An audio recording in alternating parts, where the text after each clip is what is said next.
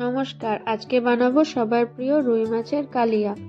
ঘরোয়া মশলার স্বাদে ভরপুর এই রেসিপি একবার ট্রাই করে দেখুন। প্রথমে আমরা রুই মাছের পিসগুলো ধুয়ে নুন হলুদ মাখিয়ে রাখবো। এবার কড়াইতে সর্ষের তেল ভালো করে গরম করে মাছের টুকরো এক এক করে দিয়ে হালকা সোনালি রং হওয়া পর্যন্ত ভেজে নেব। বেশি ভেজে কড়কড়ে করার কোনো দরকার নেই। মাছ ভাজা হয়ে গেলে দু সাইড থেকে আমরা একটা অন্য পাত্রে বা প্লেটে তুলে সাইডে রেখে দেবো।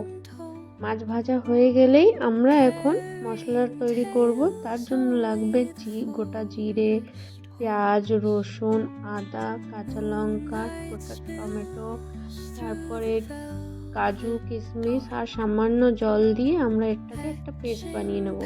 এবার কড়াইতে সর্ষের তেল গরম করে তেলটা গরম হয়ে এলেই গোটা গরম মশলা, সামান্য পরিমাণ চিনি দিয়ে গরম মশলাটাকে একটু নাড়িয়ে নেব। নাড়িয়ে এর মধ্যে দেব লাল লঙ্কা গুঁড়ো, হলুদ গুঁড়ো, লবণ আর সামান্য কুচিয়ে রাখা পেঁয়াজটা দিয়ে আমরা মশলার সাথে ভালো করে পেঁয়াজটাকে কষিয়ে নেব। কষানো হয়ে এলেই এর মধ্যে দেব তৈরি করে রাখা পেস্ট আর সামান্য জল পেস্টটাকে ভালোভাবে মিশানোর জন্য। এরপরে আমরা মশলাটাকে ভালো করে পেস্টের সাথে মিশিয়ে নিলাম।